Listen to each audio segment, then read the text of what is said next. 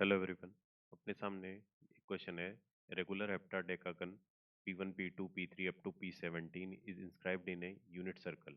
Find the value of product P1 Pn and moving from 2 to 17।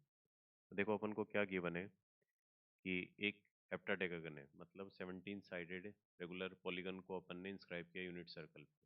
तो अपन एक काम कर लेते हैं, यहाँ पे एक यूनिट सर्कल कंसिडर कर लेते हैं। तो इस तरीके का ये सर्कल है, ठीक है। अब इसके अंदर अपन ने एक 17 साइडेड डायग्राम फिक्स कर दिया। तो पहले एक्सिस को प्लॉट कर लेते हैं एक बार, ठीक है। तो इस तरीके से आ गया।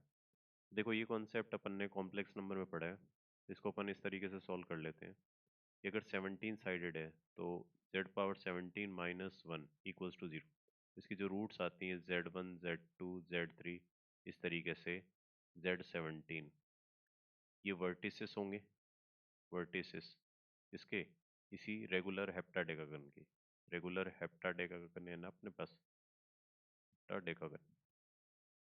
तो अपन अगर इन सब वर्टिसेस को प्लॉट करें तो इसी सर्कल की बाउंड्री पे आएगा, इक्विडिस्टेंट होंगे। तो मान लिया कि z1 यहाँ है, z2 यहाँ है, z3 यहाँ है, z4 यहाँ है, इस तरीके से, ठीक है भाई।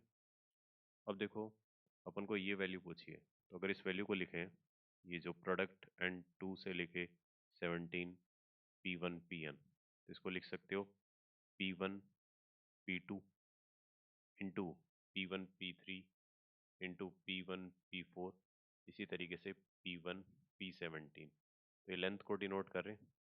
तो देखो इस लेंथ को अगर लिखना चाहें तो Z1 माइनस Z2 का मोड, ये Z1 माइनस Z3 का मोड, ये Z1 माइनस Z4 का मोड, इसी तरीके से Z1 माइनस Z17 का मोड, ठीक है भाई।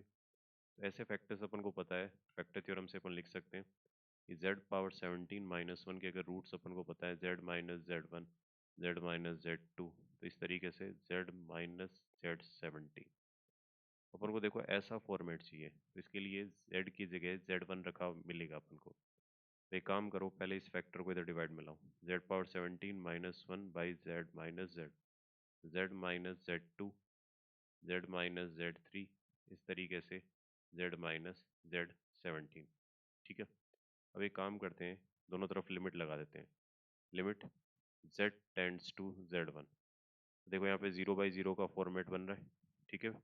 अगर इसके हिसाब से देखें तो z power 17 minus 1 by z minus Z1, अपन को पता है limit x tends to a x power n minus a power n by x minus a, ये क्या होता है n a power n minus 1। ये फॉर्मेट अपन को पता होता है। तो ये लिमिट लगा दी दोनों तरफ, तो उधर क्या बनेगा z1 minus Z2, z1 minus Z3, इस तरीके से z1 माइनस Z17, ठीक है। अब देखो ये स्टैंडर्ड लिमिट लगा के अगर वैल्यू निकालें इसकी तो क्या बनेगा, ये आ जाएगा 17 z1 की पावर 16, और उधर z1 minus Z2, z1 minus Z3, इस तरीके से z1 माइनस Z17। अब एक काम करते हैं, इस पर मोड लगा देते हैं क्योंकि अपन को तो डिस्टेंस निकालने। तो 17 इसका मोड 1 है, क्योंकि z पावर 17 1 है, तो मोड z1, तो इसका मतलब मोड z1 1 आएगा, क्योंकि इसी इक्वेशन का रूट है। ये तो 1 बन गया।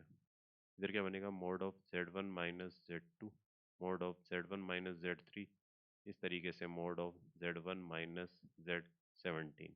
तो यही तो वैल्यू चाहिए थी, तो इसका आंसर आ गया 17 इंटू 1, तो ये 17 आएगा।